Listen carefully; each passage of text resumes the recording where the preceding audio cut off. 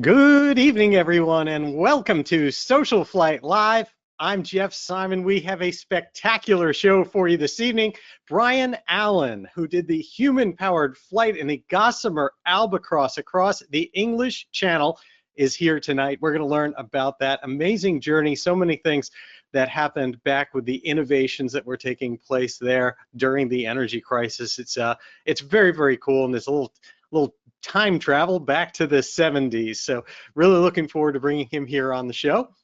Before we get started, just a few things. First of all, everything is booming here at SocialFlight, and we are getting ready for AirVenture. So if you're going to be headed out to Oshkosh at AirVenture, then be sure to look for the flags all over at all of our partners there. You will see big flags that have SocialFlight on them and identify our partners. They're also everybody that's on this board here behind me, and come in, ask for us. We're going to be rotating around there, and we're running our Snag Some Swag program where we have mountains of giveaways that we are bringing to AirVenture. If you catch one of us, we still have some of it on us for the day. We would be thrilled to get to meet you in person, to give you one of the some of the swag that we've got, and just thank you for being part of the SocialFlight family. In addition, of course, there are tens of thousands of aviation events and destinations in SocialFlight, and also our FAA learning system, where we have wings programs that you can take for credit with the FAA. We have programs for the aviation maintenance technician, where you can participate in that program and get a lot of technical knowledge. And then also, of course, if you happen to be an A&P with an inspection authorization, you can get your 8 hours of continuing education for your IA renewal for free on your time right in SocialFlight. And with that, we also have our Fly to Win challenge. We are about to give away an Aspen E5 electronic flight instrument, glass for your panel. All you need to do is get the SocialFlight mobile app, get out there and check in, even if it's just at your home airport. One check-in and you're entered. But if you fly to many airports and compete to get on our leaderboard with more points, you can get extra entries into that drawing and increase your chances of winning. And with that, also I'd like to say tonight's program is brought to us by Lightspeed Aviation and the amazing Delta Zulu headset.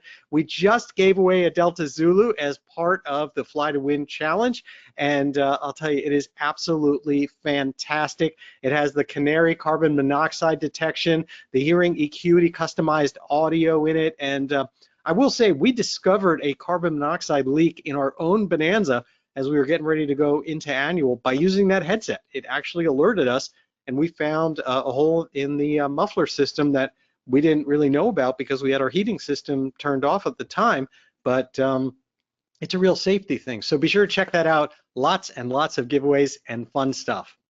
Now to tonight's program. Bryan Allen is a renowned American hang glider pilot and cyclist who is best known for his remarkable feats in human-powered flight. He was both the pilot and power plant behind the two aircraft that won the first two Kremer prizes for human-powered flight, the Gossamer Condor in 1977 and the Gossamer Albatross in 1979, culminating in the amazing feat of crossing the English Channel by air using only human power. During the flight, Bryan Allen established two world records, one for straight distance at 22.26 miles and another for duration at 2 hours 49 minutes. Can you imagine pedaling and staying aloft in an aircraft for that amount of time? It is truly amazing. Well, the oil crisis of the 1970s sparked innovation throughout the automotive world, but it also drew attention from aviation experts, including Dr. Paul McCready, whose mission was to demonstrate what could be possible through human power and then solar power. Bryan's story and that of the entire team is one that shows the combination of innovation and dedication and what that can achieve almost anything. I am thrilled to have him with us here tonight. Please welcome to SocialFlight Live, Bryan Allen.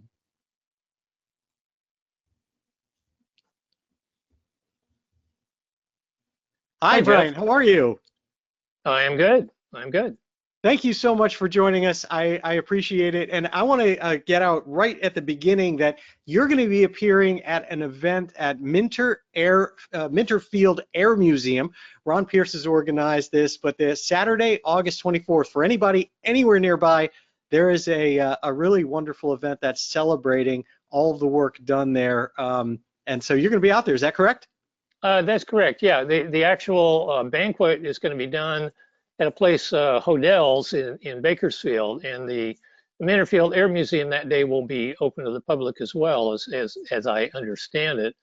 Hodell's is interesting because that was a place that during the Gossamer Condor, after we had done stuff all day, then we would oftentimes all go to Hodell's because it was this, and still is, this big smorgasbord where you could just go in and get a big plate of food, and of course they'd see me come in and they'd go, oh no, here comes the guy that always eats 2 plates full of food. A great place. That's Yeah, the event itself is going to be a lot of fun. Absolutely fantastic. So I'd like to start at the beginning of understanding first about you and your background, because obviously it takes some pretty special skills to have both the athletic ability and the piloting ability to do this. What brought you to aviation and to cycling, and how did that come together for you? And then how were you kind of discovered by Paul in the program? Yeah, so I mean, as a little kid, I was interested in flying, and flew U-control models and built little plastic models and stuff like that, and read lots of books on aviation, but really wasn't involved in it. My father had had his private pilot's license just after the Second World War, but by the time I was around, he had become inactive on that. Mm. And so, yeah, I got very much involved in bicycling. And so in high school, I mean, I was doing overnight bicycle trips up to the Sierra Nevada mountains and stuff like that.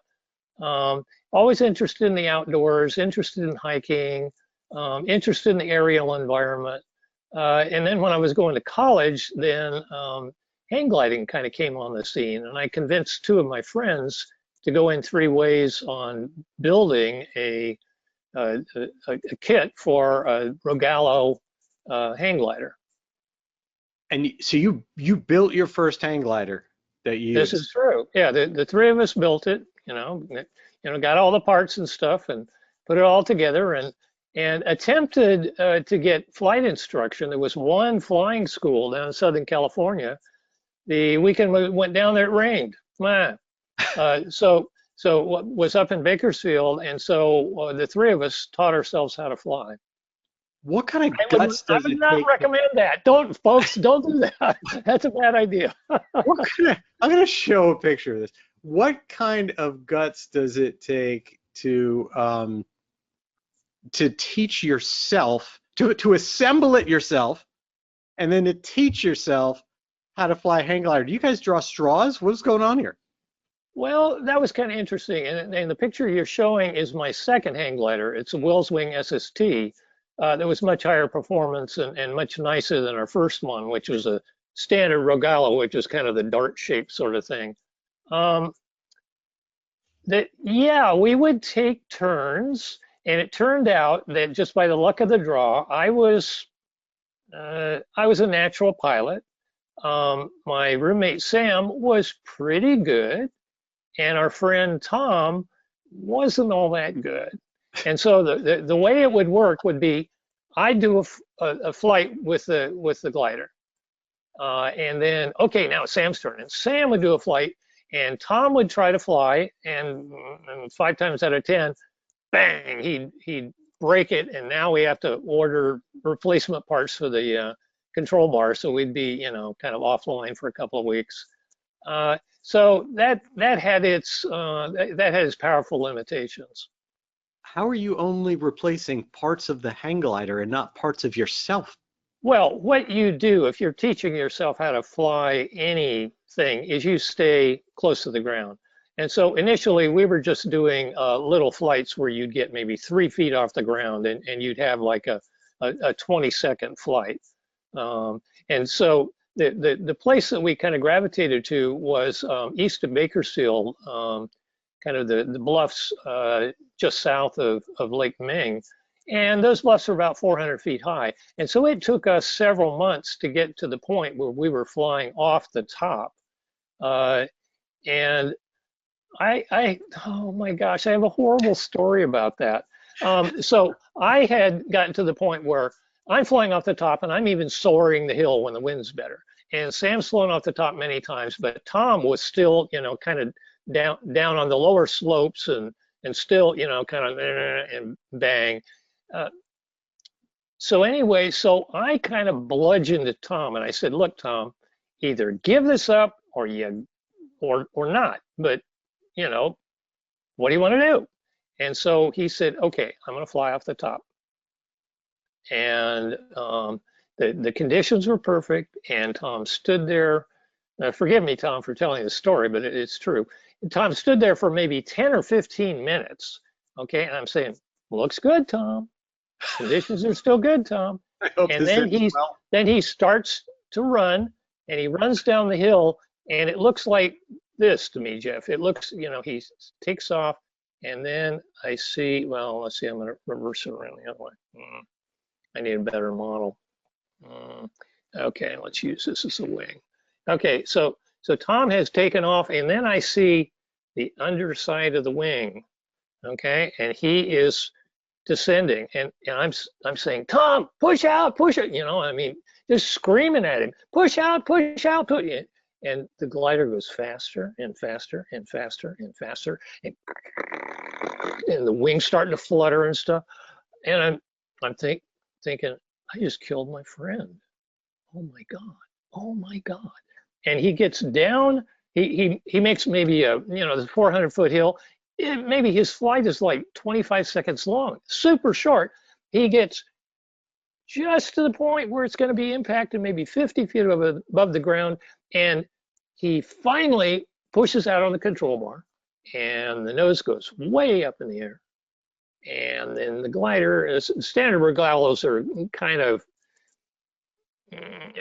they're okay as far as they don't have a sharp stall, so they're pretty gentle in a stall situation. But anyway, the nose goes up and bang!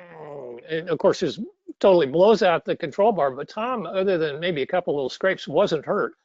But I felt so bad. It was just like, oh no. I really thought,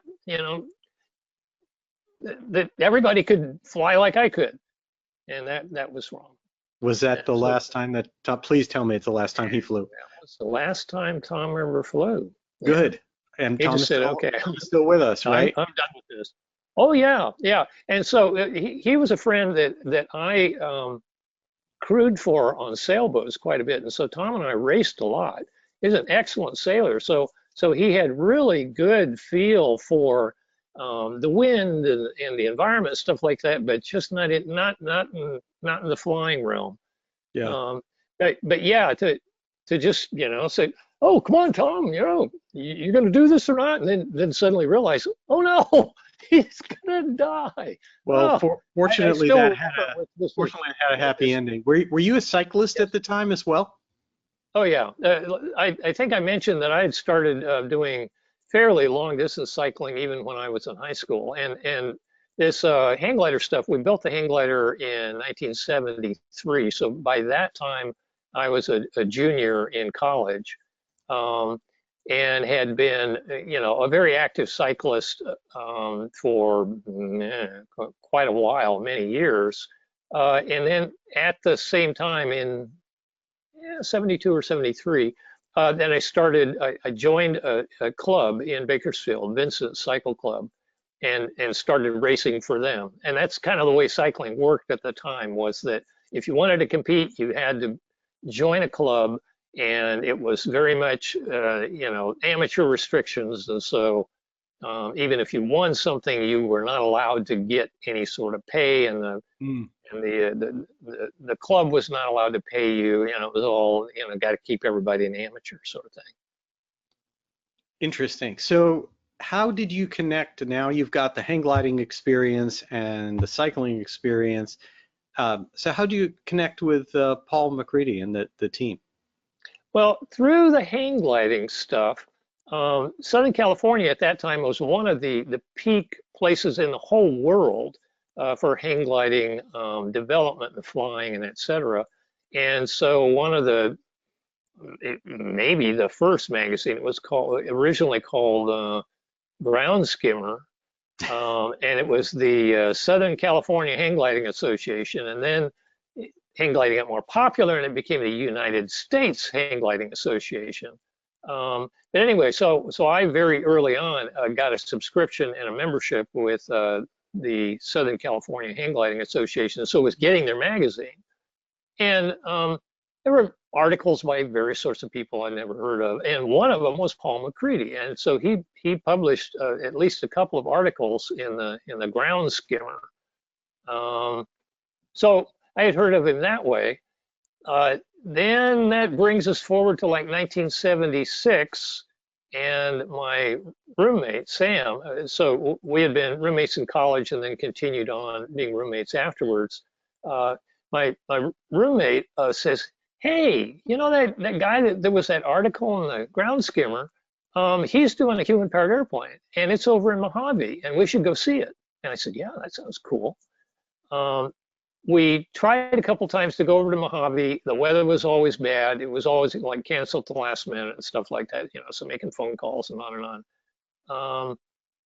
Now, Sam knew of Paul McCready professionally. So Paul McCready's company, AeroVironment, had done consulting for the oil company that Sam worked for in Bakersfield. So some air quality analysis and some various sorts of oil field simulation as far as the aerial environment, all sorts of stuff having to do with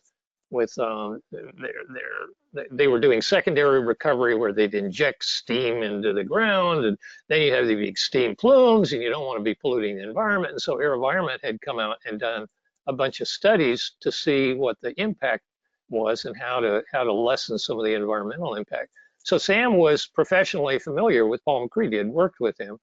And then Paul gives Sam a call and says, "Sam, this flying at Mojave is not working out. It's just windy here all the time. And I know you know about the southern San Joaquin Valley and its kind of airshed and kind of how all that works. Can you see if you can maybe find a place where maybe we could bring the airplane?" And that's what Sam did. And Sam found that there was this old World War II era hangar up at Minter Field that was basically empty. And it was plenty big enough to accommodate a 100-foot wingspan airplane, which is what the Gossamer Condor had. So in February or so of 1977, and the whole Condor project got moved up to Minter Field. Wow. And then at that point, Sam was the one working on it? Or was no, at that point, I mean, Sam and I both had full-time jobs, and Sam had a job with the oil company, and I at the time had a kind of fill-in job at a lumber company, which I was getting kind of tired of, and I was approaching my 1-year anniversary. And in fact, I walked in after a year. I walked to the boss's office and said, "Okay, we get a raise after a year, and I'm worth at least 2 people here." And my boss admitted, "Oh yeah, you're right." And he said, "Well, but corporate says I can only give you a 25-cent an hour raise." Oh. I thought about it for a little bit, and I said, "Fine," I quit. And so February, okay, not only did the Condor get moved up there, but also now I have quit my job. So I'm just kind of floating. You became available. Yeah, but they had a full-time pilot, a guy named Greg Miller, who was an exceptionally talented cyclist. I had heard of him in the cycling community, and he was, I had many more cycling accomplishments in terms of wins and stuff like that than I did. And was he a Cat 1 or a Cat 2? But so I had gotten a couple of wins and second place to get me out of the novice category. So I was a Category 3 rider. But Greg was, I think a Cat 1. I mean, he was, a serious cyclist. I mean, he was very, very accomplished. So anyway, then a couple of months later, Greg, who's an accomplished cyclist, gets an offer from a team or a group in Belgium where he could come and race on an amateur team in Belgium and have all of his expenses covered. And I mean that at the time that was the way that you got into professional cycling, was that Yeah. it was all in Europe, and you had to get an offer to go there, and then you'd go and show your chops. You know, do you have what it takes? Uh, So so he took that. so he took that because the Gossamer Condor was this weird thing that, he'd go up there, oh, the weather's bad.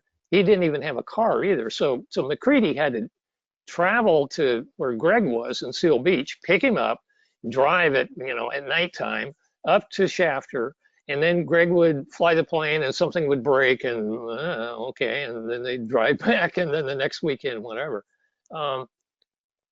Now, you had kind of asked, what was Sam and I and my relationship with the project? And we just became kind of like hangar rats. So we'd go out there and we'd say, well, what can we do to help? And they say, oh, here, hold this wire. Oh, okay. Or, oh, we need to open the hangar doors. Push, and push on the hangar door. So just kind of just generally hanging out and watching this thing and watching it slowly develop, and occasionally being one of the people that would pick the wreckage up and carry it back to the hangar. And this was all done, all these flights were done basically, right around dawn. Every once in a while, right at sunset, the weather would be okay for flying, but almost all the flying was done right at dawn. Yeah. And then when did you get promoted to being the pilot? When Greg told Dr. McCready that he was going, he got a better offer. And then McCready's looking around, is like, uh-oh. And then he goes, oh, wait a minute. I think who is that guy, Keith? Or he didn't remember my name. But anyway, there's this guy, and he knew that Sam was a hang glider pilot, and he was pretty sure that Sam's roommate was a hang glider pilot and a cyclist. And so Paul called up Sam and said, Sam, Greg has quit. We need a new prime pilot. Somebody with hopefully, both flying experience and a really good cyclist.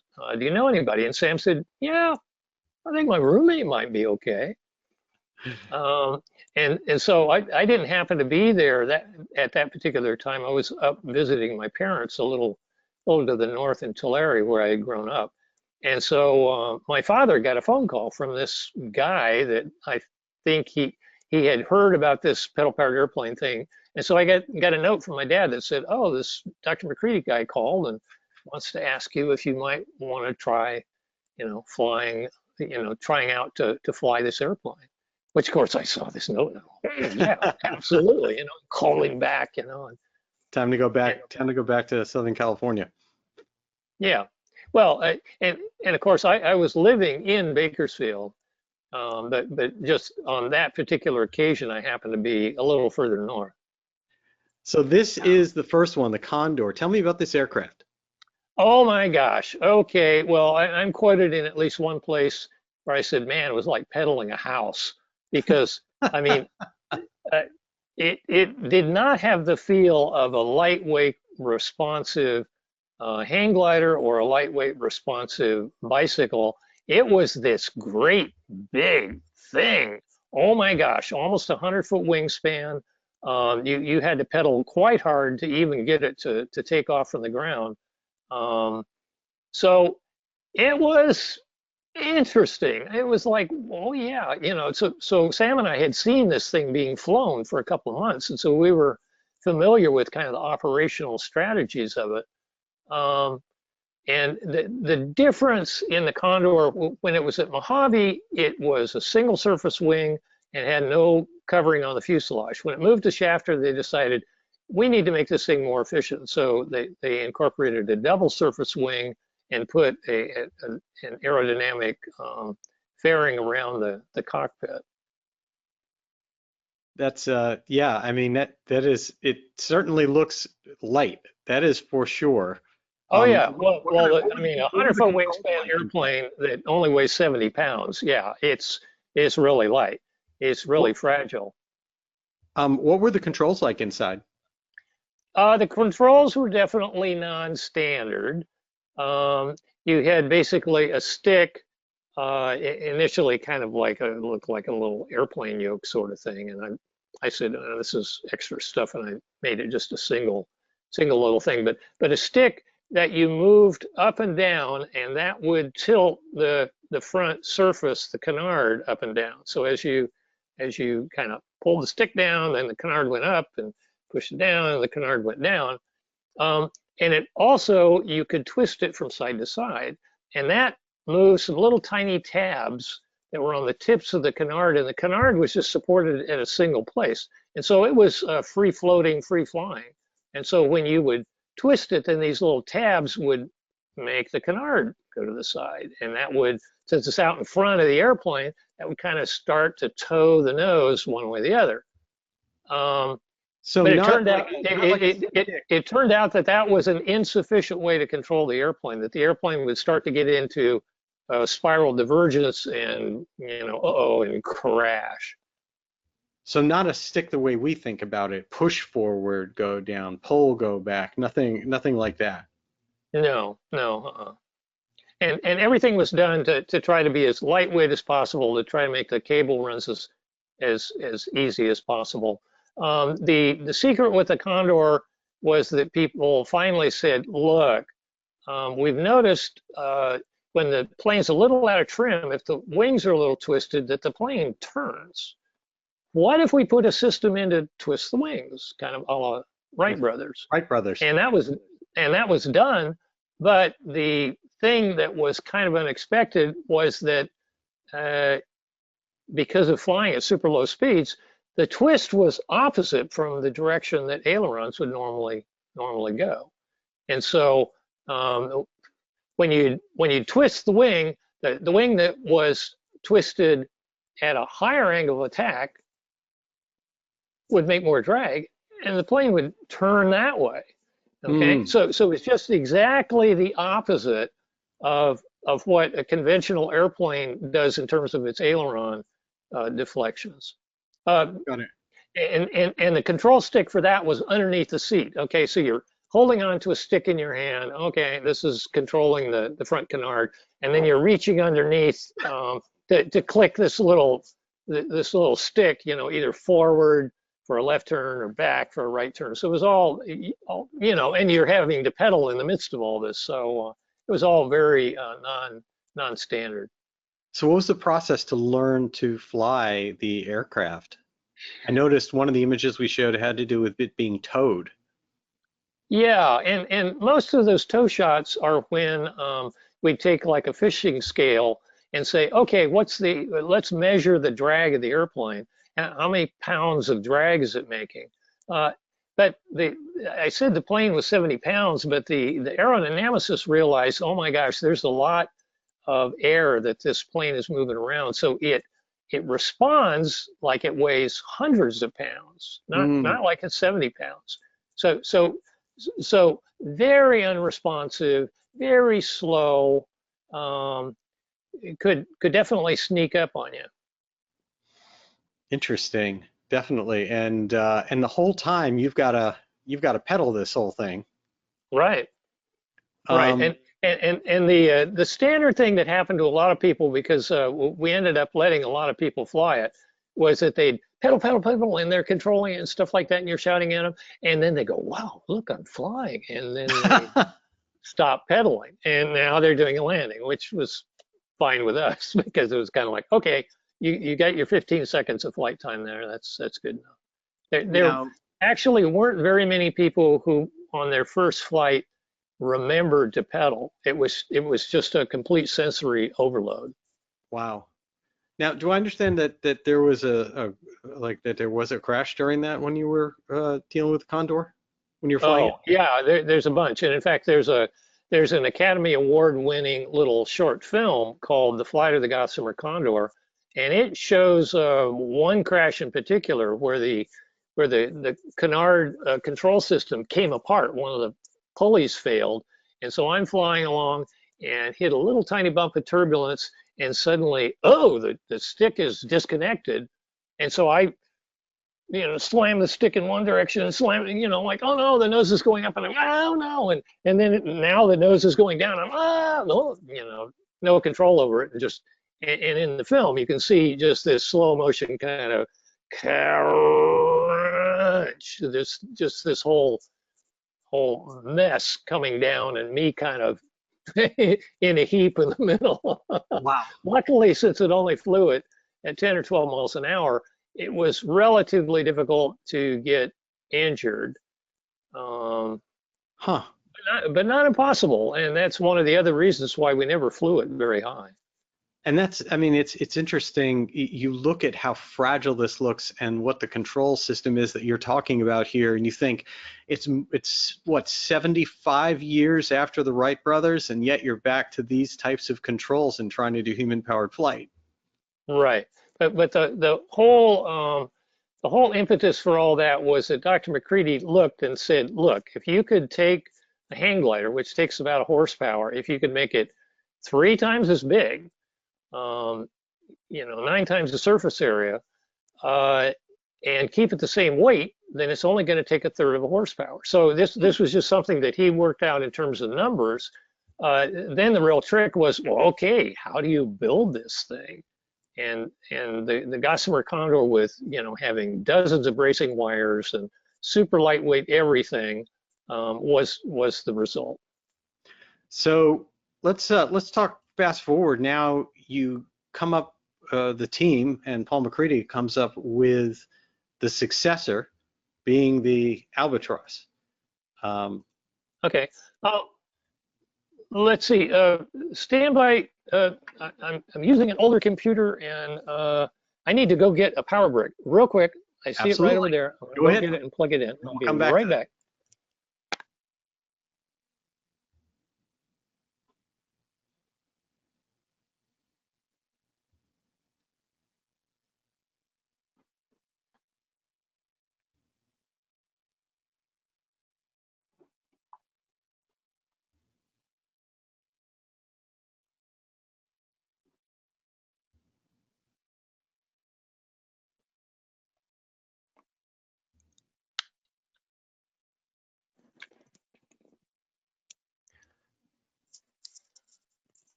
Jeff, I apologize for that.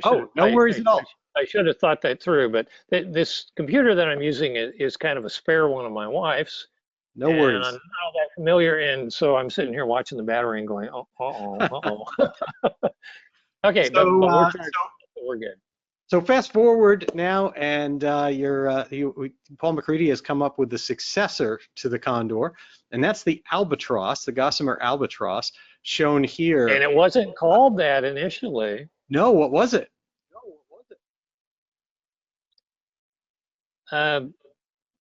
It sort of didn't have a name. I mean, people said, "Oh, let's call it the Condor 2. Let's call it this and that." And the name kind of drifted around. So we were, myself and a couple of other people, were building the initial airplane down in Southern California in a shop down in Redondo Beach. And it didn't have a name. And Paul, he was a really interesting guy, and occasionally quirky. And so even when the shot that you see here, which is when the Gossamer Albatross first flew at Shafter and doesn't even have its covering on the fuselage yet, didn't have a name, no name. So people were, just, oh, it's the plane, or it's didn't have a name. And then Paul announced that it was going to be called Gossamer Penguin. And we all went, oh no, Penguin? No, you can't be serious, And I mean, this guy's the boss, right? I mean, he's the project leader. You don't just say, hey, that's stupid, even though you may be thinking that. So one of the people, I'm looking at the picture, no, that's Bill Watson. I think actually the person in the photograph that's just in the distance, but just behind me, is Pete Plum. And he had a shop called Woodwing Specialty, and he rebuilt Stearman wings and all sorts of other wood wings on airplanes and stuff. And he also had a silk screening business. And I said, hey, Pete, tell you what, this was kind of my idea. I came up with the art, and I had proposed Gossamer Albatross, and Macready had heard the poem, The Rime of the Ancient Mariner, where an albatross gets hung around this guy's neck. And so albatross, oh, that's a bad thing, that's bad luck, and etc. Well, if you read the poem, you go, no, the guy had the albatross hung around his neck because he killed the albatross because the albatross is good luck. And it was a punishment to hang the dead body of this albatross around the sailor's neck. Anyway, Paul, not big into poetry. I had the poem on my shelf. So I did a little psychological trick, and I said, okay. So I talked to Pete, and we made up about 10 or 15 or 20 shirts that had silk screened on it, a simple little logo with an albatross flying, and it said Gossamer Albatross and some little waves. Very, very simple art. And so Macready, since he was a full-time businessman, would come up on the weekends, and so we would be doing stuff at Shafter over the weekdays to build the plane and do this, that, and the other thing. And so when Macready then next came up, we put on these T-shirts. Didn't say anything about it. Just kind of, oh yeah, how's it going, Paul? And he kind of was looking at us, kind of, oh, where'd you get the T-shirts? Oh, do you want one, Paul? And that was how it got named Gossamer Albatross. Was that he finally decided, okay, maybe we'll call it that. Well, one of the biggest things I noticed with this is it totally changed the position of the pilot and how you were pedaling. What did that mean to your power and your comfort level flying it? Right. So the initial Gossamer Condor, it used a supine position because it didn't have covering on the fuselage. And as everyone who's ridden bicycles know, if you can, supine bikes are faster than regular upright bikes just because they're a little lower air drag. And so that was a way to not only simplify the drive mechanism, but also decrease the drag of the pilot. But in many, many, many tests, it's been well established that you will produce maybe 3 or 5 or 7% less power in a supine position as opposed to an upright position. So we did a bunch of tests. The guy who was my coach and kind of the exercise physiologist on both the Gossamer Condor and Gossamer Albatross was Joe Masterpalo, and he was a professor at Cal State Long Beach. And he and I did a bunch of tests where we try different body positions and on and on and on. But to make the pilot be in the best place for the aerodynamic shape of the fuselage, when you've got this 10-foot tall fuselage, which is necessary for structural reasons, because there's wires going to the bottom of that, then it turns out that being completely upright with maybe just a very slight, lean forward is the highest power position that you can be in. It's even better, even better than say on a conventional racing bicycle. Conventional racing bicycles, you're kind of hunched over a little bit. That restricts your diaphragm a bit, and maybe a 2 or 3% difference between being in the standard kind of road cyclist position versus being in the more upright position that we use in the Albatross. But we were going for tiny percentages, and so that's what we did. So again, one of these things where everything kind of pointed in one direction. As far as you want to have the pilot at the widest part of the fuselage, where in the case of the Condor, the pilot was kind of a blob at the back. That was more draggy. What were the controls like? Did they get simplified on the Albatross? Yeah, all the controls were now in your hands, and you had your hands on them all the time. So I was raised right-handed, but I'm really left-handed, and my handwriting shows that my handwriting is terrible. Anyway, so since I was sitting at the airplane, okay, so we needed to have a stick that would control the canard, and some sort of a twist mechanism to control the wing twist. And so I had a left-hand stick, which was side to side for tilting the canard, and fore and aft for doing pitch control on the canard, and then another handle on the right side which had a lock on it and would normally stay locked. And then if you wanted to actually twist the wings to do a big turn, you could click that little catch up and then twist this thing 90 degrees and go in the direction that you twisted, sort of thing. So yeah, the controls were fairly normal. And it wasn't until years later I said, why did you put the stick on the left? I don't know. Just felt right at the time.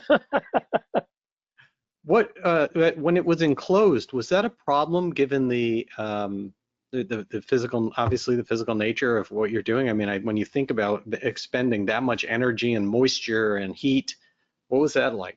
Yeah, it was like being in an oven.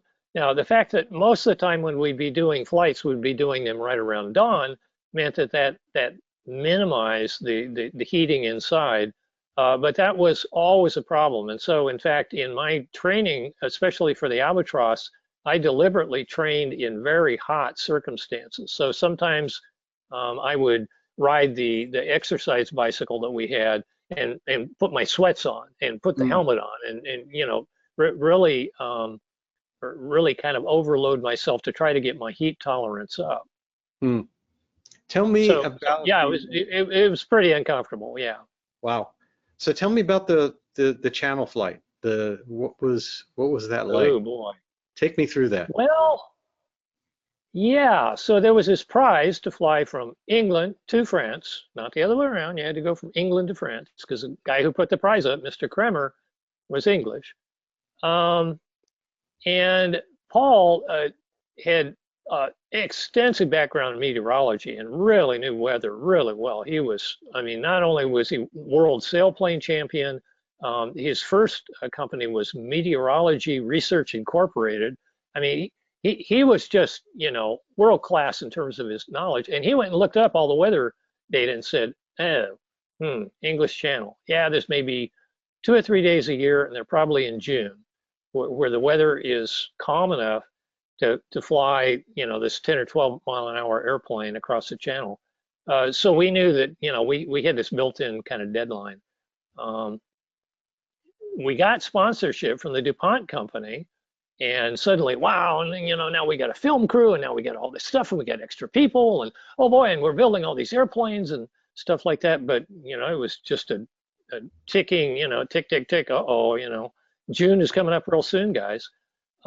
Somebody, and I think it was Jim Burke, found that we could hitch a ride with the Royal Air Force from California to England in April.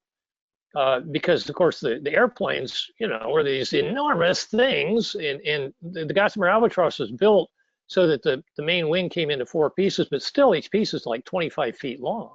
Yeah. So it occupied a fairly large sailplane sized trailer. And so trying to get 3 airplanes over to England, oh my gosh. And so anyway, so there was all sorts of stories about, you know, getting stuff over there. And we were still at the point where the longest flight we'd done was 18 minutes. Oh no, catastrophe. We made some changes to the airplane, and probably the biggest one was an MIT designed propeller done by this guy named Eugene Larrabee. Made the prop, made some other detailed changes to the plane, went out to Harper Dry Lake in California, and I did a flight of 1 hour, 9 minutes, 3 seconds.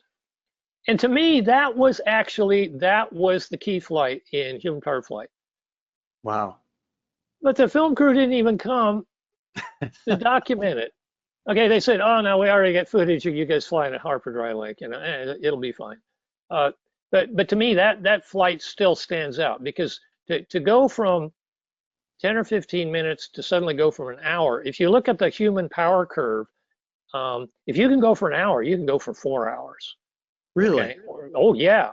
So the power level that's required to ride your bicycle for, say, 2 hours is the same power levels for 4 hours. So if you can put out a certain amount of power, you can go a long time.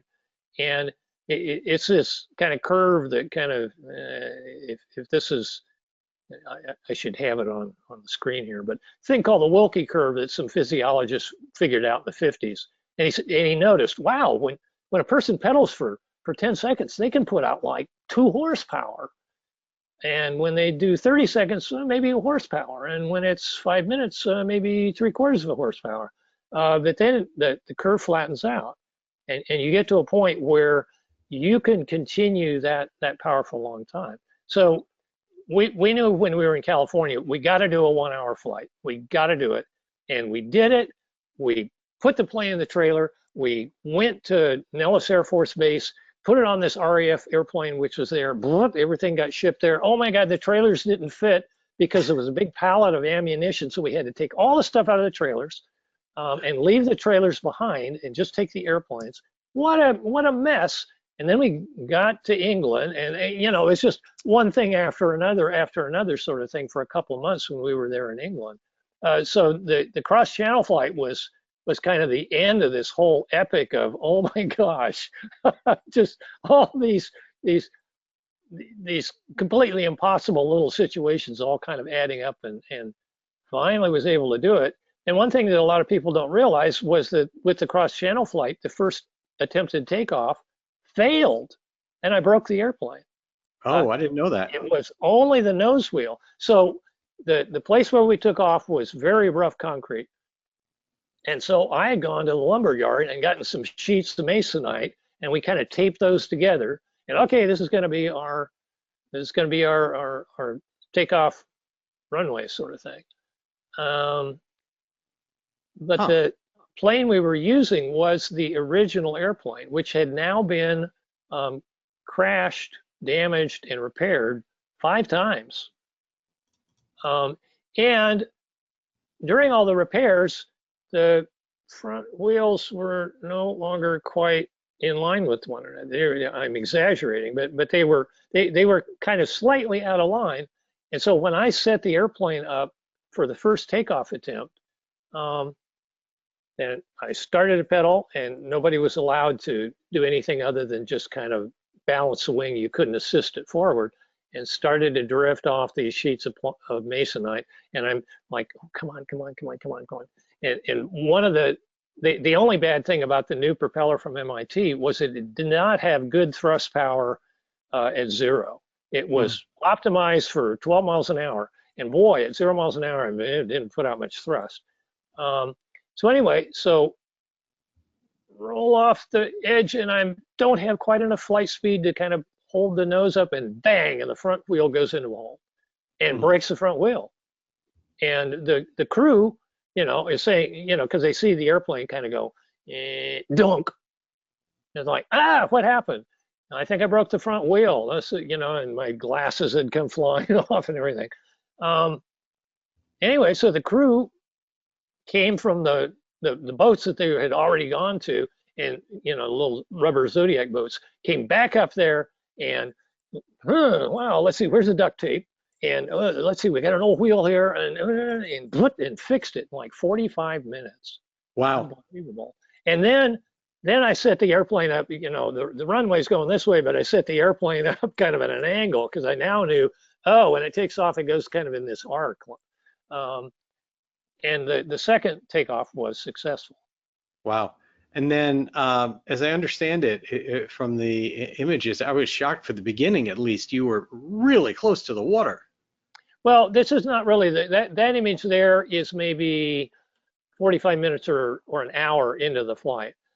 So the whole intent all along was to fly somewhere in the region of 4 to 8 feet above the water.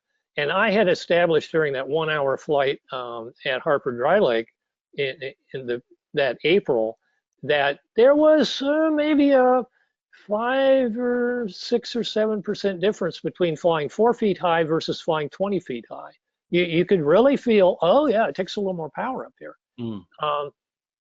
So the initial well, the Kremer rules limited you to no more than, I don't know what it was, 50 meters high or something like that. They had a rule kind of for safety purposes. Um, so fairly soon into the flight, the first 5 or 10 minutes, I was down within 4 to 8 feet, and that was a comfortable place. That was where we normally flew the airplane. But as the flight went on, then a whole bunch of things started happening, and the sea surface started to get more waves, and there started to be a headwind. There started to be turbulence. Oh my gosh, a bunch of things started to pile up. And by about an hour and a half into the flight, I mean, things were pretty desperate. Wow. And then you were able to climb at some point? And then, let's see. Oh yeah, so you can see in this photograph, there's a couple, we had 4 total Zodiac rubber boats. And the guys in the boats, their primary job was to rescue me, save the airplane if possible, and also keep any press boats, because there were something like 30 press boats, keep any press boats back away from the airplane.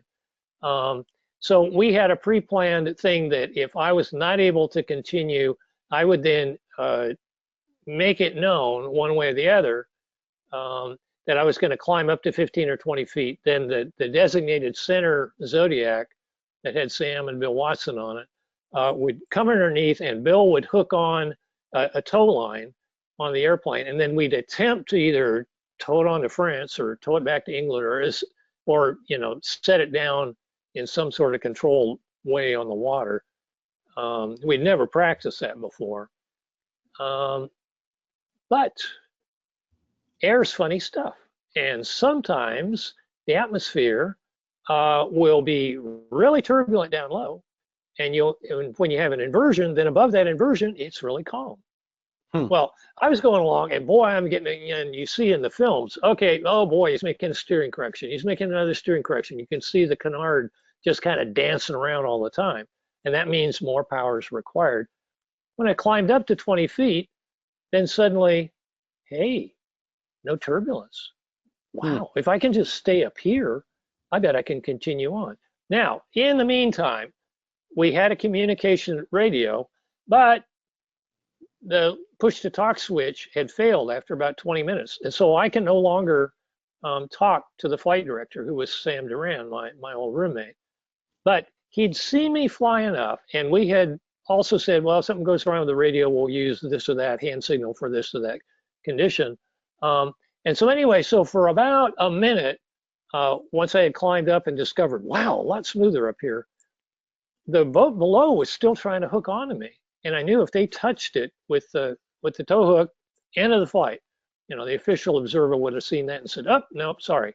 And so I started, you know, I kind of went over to the side, and the boat's like, coming underneath. And then I went over to the side in the other direction. The boat's went over, and I attempted to yell, you know, no tow. And Sam knew something was going on. And so he pulled his boat over to the side so he could see me. And he said, I think you're avoiding getting a tow, Bryan. If that's true, raise your right hand, which was the one with the wing warp. Raise your right hand above your head. And so what, like this. He said, oh, okay. And then he informed the rest of the group, including Dr. McCready, who was out in the navigation boat kind of leading this whole flotilla, informed the rest of the group, Bryan's going to try it up higher now. But he was just having to read my mind. He could know, I could hear him, but he couldn't hear me on the radio because my push-to-talk switch had failed. Wow. So what was... And that was after like an hour and a half, an hour and 35 minutes. The flight went for 2 hours and 49 minutes. So you can get some idea of, oh no, this is just like, You're like halfway into it during this. Was there any point during the flight that, I mean, did you feel more and more energy as you went along, or did you know you were going to make it at some point? All of our training, all of the amount of water that I consumed before takeoff and the amount of water that was in the airplane, we had established that at the power level I was going to use was sufficient for 2 hours. And the flight instrument batteries had a 2-hour lifetime. Everything was planned. It's going to be a 2-hour flight. And when 2 hours came and went, uh-oh, no more water. Uh-oh, this is bad. But I'm still pedaling. And then the flight instruments kind of, uh-oh, the needles are not moving anymore. Uh-oh. So everything started to fail. And then after maybe 2 hours, 15 minutes or so, I started to get a cramp in one muscle group of my leg. And so I started, kind of not putting as much force on that muscle group. You've got basically your calves and your thighs. Mm-hmm. So you got kind of 4 muscle groups that are participating in your pedaling. Okay, 1 down. And then it's like, uh-oh, now a cramp in the second muscle group. Uh-oh, 2 down. And now 3. Oh, no, But by that point, now I can start to see the coast. And before that, it was just kind of out in the open ocean. And I so much didn't want to have to ever do that again. Oh my God, that was, I mean, there were times in the flight when suddenly the chase guys are saying, "You're mushing." Oh crap. Or, altitude 6 inches gets called out 2 or 3 times. I mean, literally, I think the lowest altitude they got to was like 3 inches above the water. And there were times out in mid-channel when there were big enough waves where I was literally having to dive at the face of the wave and then just at the last moment kind of go up over the wave, and I'd get a little bump from the wave pushing a little air. Oh, a little tiny bit of lift for like 3 seconds, and then dive at the next wave, and then a little bump. So, oh my God, it was such a mess. Oh, such a mess. And we had, English Channel, most busy shipping lane, at least at that time in the world. So there were a couple of times when we had to deviate the path of the whole flotilla. There were a couple of times when press boats literally got under the wing, and I'm looking out and seeing, big whip antennas that are like within a few feet of tangling up in the wing wires. Jiminy Christmas. I mean, it was, wow. Glad to never do that again. But you saw the coast. And then... Yeah, I saw the coast. Sam is encouraging me now. He's almost pleading with me. Come on, we're not very far away, or maybe less than a mile. We can do this, we can do this. And we came almost to the beach where we had intended to land, but the wind was fairly strong. And so ahead of me was rocks. And I had to fly up the coast against like an 8-mile-an-hour headwind to get to the sandy beach where I landed. And I looked and I said to my, and I mean, I'm having to work really hard, so I'm not doing any deep thinking, but I'm saying to myself, gonna crash on the rocks. Because the Kremer prize rules did not specify that the pilot even had to survive. They certainly didn't specify that the pilot must be uninjured on landing, or that the airplane must be non-destroyed. It just said, fly from England to France. Okay. And so as long as you didn't touch the water on the way over, if you crashed on the rocks, you win a Kremer prize. And if you land in the water, now you got to go back to England and get the backup airplane and try it again. So yeah, I was seriously considering crash on the rocks, and then kind of flying along parallel, and then suddenly the plane kind of veers fairly strongly to the left, and I go bonk with both controls, both the canard and the wing twist, to the right, and I hear tick, tick, tick, tick, tick, tick, tick in the left wing. And I knew from previous experience, that's the sound that the tube makes in the spar just before it breaks. I mean, I'd heard that noise before, and it's like, but oh, here we go. But got through the little gust, and now the plane is back level, and now it's like, oh, everything's okay. Wow. And it was, I mean, I've described to other people, it was like being born. I mean, there was literally like, there was just this big barrier in front of you, and suddenly, zip, and it opened up. Oh, wow.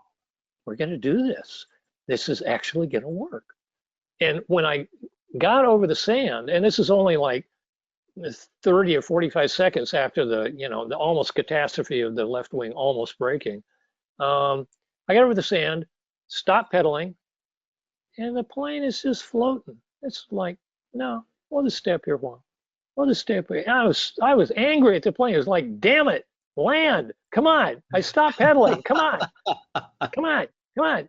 And I was, of course, very physiologically stressed at that point. So I mean, time meant something different than it normally means and stuff like that. So it was probably only 5 or 10 seconds of kind of this floating, but to me it felt like half an hour. It was just, oh my gosh. Wow. And then when we landed on the beach, then the plane started to tilt a little bit, and pop, the left wing broke. Ah, what a coincidence. That's the one that just got heavily stressed out there over the water. Wow. So it had definitely gotten weakened. That is amazing. Yeah, Truly. the whole thing is grotesquely epic, and I can't claim any sort of responsibility other than, you know, just kind of being one of the many participants in the whole thing. I mentioned leg cramps. I so overextended myself that after the flight for almost a month, I had severe bouts of cramping in my leg, where it'd just be like suddenly, oh, ow, oh, ow, oh, you know, be a restaurant or ow, you know, and then after 30 seconds or so, like, oh, it'd go away. And that went on for almost a month. So I had super overextended myself. Oh my goodness. Well, it is amazing feat, and I would encourage people the Gossamer Condor is at the National Air and Space Museum in the Mall, and the Gossamer Albatross is out at the Uvar Hazy facility. And our good friend, my good friend Phil Soucy, who was RSO on the SR-71, is a docent there. If you happen to be interested in seeing these aircraft get down to Washington, if you manage to make it out to see the Albatross. And if you're on the left coast in Seattle, the Gossamer Albatross #2 is very prominently displayed in the Seattle Museum of Flight. And fantastic. the Gossamer Penguin has recently been refound and is still in a trailer, but is somewhere in Texas. So these airplanes are out there, but yeah, the plane that's on display in Seattle is the nicest. It flew the best. Oh my gosh, the first time I flew it when we were back in the States, I went, why didn't we use this plane? But it was only 95% finished before the cross-channel flight. So absolutely. Well, it is just fantastic stories. And again, to anyone out there, you have the opportunity of seeing these aircraft. You can also see the SR-71 that Phil flew, and perhaps meet with him while you're there and get a tour of both aircraft. Brian, we're at the time of the show that I would like to do Social Flight's Fast 5 with you, if you have a little bit more time for a quick rundown, so we can get to know you. Does that work for you? That works for me. Excellent. Bryan Allen, welcome to Social Flight's Fast 5. We've got 5 quick questions for you to get to know you a little bit better, and how this aviation and cycling world fits into everything that you've done to advance aviation. So question number 1, you have most of your focus has been on human-powered or unpowered aircraft and hang gliders. Of all of the aircraft that you have had a chance to fly, is there one that's closest to your heart when you think about it? Oh, that's a hard one. But I guess I would have to say the White Dwarf, which was a pedal-powered blimp. And I still have multiple world records for distance and duration in that blimp. Now, the human-powered airplanes, they prohibited use of lifting gas, but gosh, you know, I mean, if you're going to do human-powered flight, you should do it with a blimp. You really should. That's amazing. And to anyone who can see this right now, this is a human-powered blimp, and that's your favorite one, which fortunately we happen to have a picture of. Excellent. Question number 2. Of all of the moments that you've had, whether it be hang gliding, human-powered flight, or even powered flight that you did following all of these experiences, Was there one moment that was kind of most transformative or most scary, or anything that taught you something Oh, about either yourself or the aircraft? probably out at the Lake Ming Bluffs. I was flying my SST. It was a soarable day, but not real great soaring. One of the characteristics of the SST was that it didn't have very powerful roll, so you really had to really wrestle around. And I flew out in front of the hill in some lift, and then I turned back to get back to the ridge lift, and so I'm flying towards the ridge, and with a tailwind, and went to turn to the right, and big gust on the right wing. Oh, I'll turn to the left. Okay. Oh, and here came the hill. And in the last second or so, the last few feet, I looked and I said, "Hello, death," because I mean there was nothing I could do, and I mean the time just kind of went and whammo, and I was knocked out. It crushed my helmet. Some guys came over to see if I was okay, and I said, "Well, can you see my glasses?" My glasses had flown off. Um, and I still actually have a little bit of problem with my left sinus, which I think I crushed. So that Mm. was that's I mean lots of I mean the flight that I talked about with the Gossamer Albatross out at Harper Dry Lake was just the best. Oh my God, it was so great. But the one that really pops to mind as far as what's the biggest one was just Wow. meeting with death. And luckily, death decided maybe not today. And this was Wow. before I got involved with the Gossamer Condor. Fascinating. All right, question number 3. If you had the opportunity to go back and re-experience some moment in your life, not to change it, just to be there again and see what that was like for a short period of time, what would that moment be? The birth of my daughter. Oh, Oh, oh, that is gee. wonderful. You know, I've been so fortunate with stuff. I worked at the Jet Propulsion Laboratory. I flew Martian spacecraft. I did all sorts of cool stuff in my life, but nothing beats having a child. That's wonderful. I love that. All right, question number 4. If there was one thing that you wish you knew back in your teens or 20s that you could go back and give some advice to your younger self, what do you think you'd say? Oh my God. Well, my mom sent me a book when I was like 60 years old, and she was still alive, and it was about Asperger's syndrome. Okay. And I started reading this book and I said, uh-oh, I recognize this.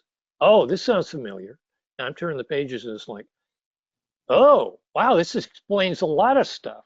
And so I am self-diagnosed Asperger, which is an old term now for a variation on autism, and so more neurodivergent sort of thing.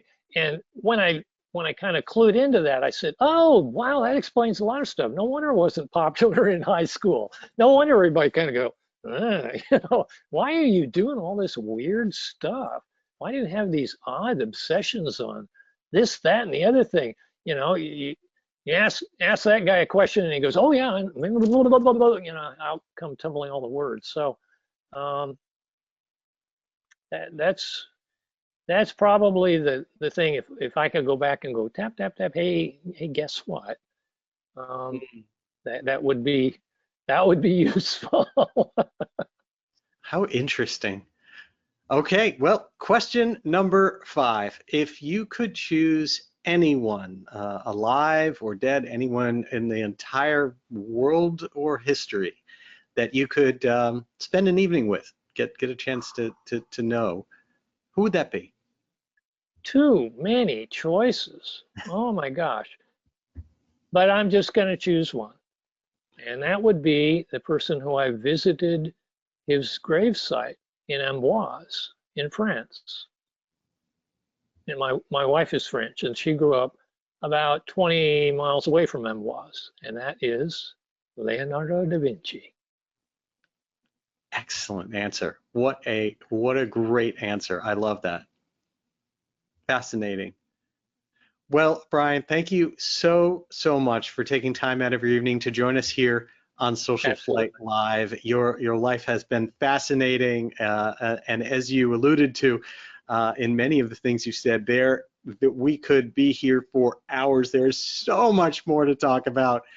And hopefully you'll come back. We'll get a chance to talk about some of those other things. But thank you again. And again, to everyone else, be sure to get out there, and if you're near Minter Airfield, go check out that event. If you have an opportunity to go see the aircraft, go check all of those out. And again, Bryan, thank you for everything that you've done. Sure. And there are 2 films and also 2 books, Gossamer Odyssey and More with Less. So books and films both are available. Wonderful. Well, have a great evening, and thank you again. Thank you, Jeff. It's been a pleasure. Good night. And thank all of you for everything that you do to support General Aviation as well. We will be back next Tuesday evening. That is July 16th at 8 p.m. Eastern Time, as always. And we are going to be joined by Aspen Avionics President and CEO John Uzikai as they celebrate their 20th anniversary. They have news for Oshkosh, all sorts of great things happening. And so please join us for that show. And then, of course, we're off for Oshkosh, and we are going to have a great reentry show after Oshkosh. We are coming back on Tuesday, July 30th, with Ariel Tweedo from Flying Wild Alaska. She's coming back on the show. We love her so much. Going to do a show honoring her father that passed away last year, and also talking about her family and so many things with Alaskan flying. So that is, to be sure, a great show. And of course, again, if you are going to be at AirVenture 2024 this year, be sure to find us. Go to any one of our partners, look for the Social Flight flags, track us down. We've got swag for you. We would love to meet you. And I just want to thank all of you personally for being part of the Social Flight community. Until next time, I wish you all blue skies.